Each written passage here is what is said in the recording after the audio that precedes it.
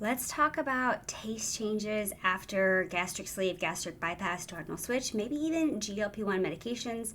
I don't know, the jury's still out on if taste changes are as extreme on GLP-1 medications. Let me know if you're on one, what your experience has been. Hey, I'm Steph Wagner. I am a registered dietitian working in obesity care for over a decade. That has been bariatric surgery. It still is, but also now GLP-1 medications. In this video, I want to talk about when everything is too sweet. Now, this is really common for gastric sleeve patients, especially on the liquid diet, but it happens, at any point after surgery to any of the surgeries, and it can last beyond the early phase. For most patients, it does get better. So for some reason, we've seen it more commonly in gastric sleeve patients, something about cutting on the stomach in sleeve patients. You'll have to let me know if you're a DS patient, is it been true for you because you have the same kind of cutting on the stomach in the way that a sleeve patient would have.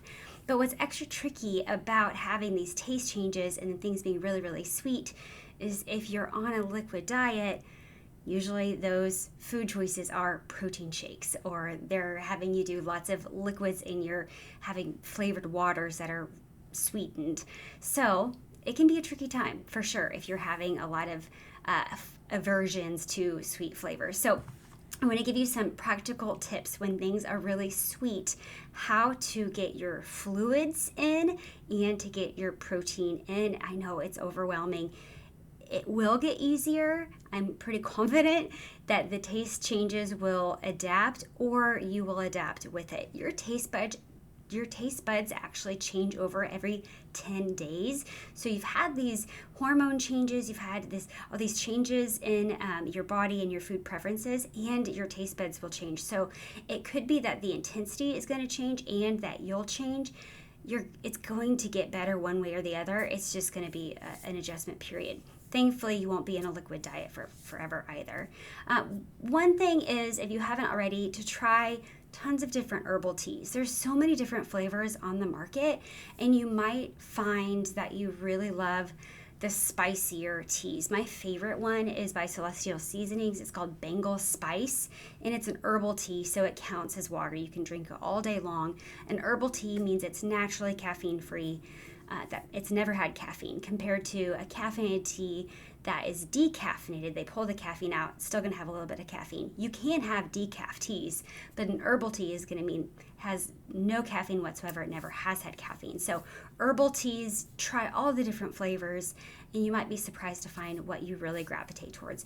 Try it at different temperatures too. You might really particularly like a iced tea of one flavor, but you like a different one in a hot tea, and we just need to keep you hydrated. So try all the different temperatures and flavors of herbal teas. Teas can be your friend. But something to keep in mind if you're using a lot of tea for hydration is that you can't take your iron when you're drinking tea because of tannins or tannic acid. It can inhibit your iron absorption. So depending on when you're going to start taking your multivitamin with iron, that is something to keep in mind. You want to have about 2 hours before you're drinking tea. So if you take your multivitamin like first thing in the morning, then you do want to have water and have your tea later in the day, or if you're doing your multivitamin in the evening, and so on. So I would have a 2-hour window before you're having tea. Broths, another way to have a savory alternative. You can do chicken, beef, or vegetable broth, and you can also add things to it. So if you, even if you're on a liquid diet, you can add different things at home and make it more savory. If you want to add Tabasco, you want to add chopped onions, and then you can strain it off. So if you're craving certain flavors and you feel like that flavor would really help, everything sounds sweet, nothing sounds good, but there are some savory things that do sound good. You can put it all in the pot, within reason. If it's not cream based, get those flavors, add some rosemary, add some peppercorn, and then strain it off and get that flavor. So you can get creative with savory broths. You can also infuse your water. So certainly you can use fresh produce. You can do cucumber and lime. You can do lots of different, kiwi or mango, different produce things. a lot of us have a hard time actually having that produce on hand. You're not actually consuming the fruit either, so don't worry if you're like, oh, I'm not allowed to have kiwi. I mean, certainly clear that with your program, but I've always allowed my patients to go ahead and put, lime, put cucumber, put strawberry in their water because they're not actually consuming that strawberry. But you can certainly ask your dietitian what they feel about that. But also you can buy Hint water, which is just a bottled water called Hint, and it will give you flavored water that's more infused, and it's not sweet. It just gives you a hint of flavor. It's not sweet, and you didn't have to have all the produce on hand. Another thing I really like to do is use food grade essential oil, which the brand I use that is food grade is doTERRA, and you can put a drop of essential oil in your water, and that gives you kind of an infused flavor without having to have fresh produce on hand. So doTERRA tangerine is one of my favorite things to put in ice water. Okay, now tips to put to get your protein needs met without overly sweetened shakes. If you haven't already, definitely try an unflavored protein powder. My personal brand of choice is Undri. I think it dissolves really well, and so I don't notice that it's an unflavored. I can sneak it into different things. And I do have a recipe that I'll link below for a milder protein shake that I call a not too sweet vanilla protein shake. So you can also just play around with different protein shake recipes and use a little bit of an unflavored so you can get a protein shake that's not overpowering in sweetness. You can add unflavored protein powder to savory drinks like broth. You want to make sure it's not over 140 degrees Fahrenheit because it will denature the protein and make it clumpy. That's not very good.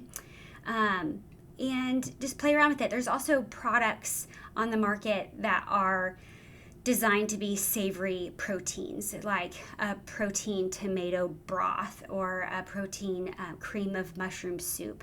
I know some of them sound better than others, but when you're in that season of trying to get your water in and your protein in and everything's too sweet, you might surprise yourself what does sound good.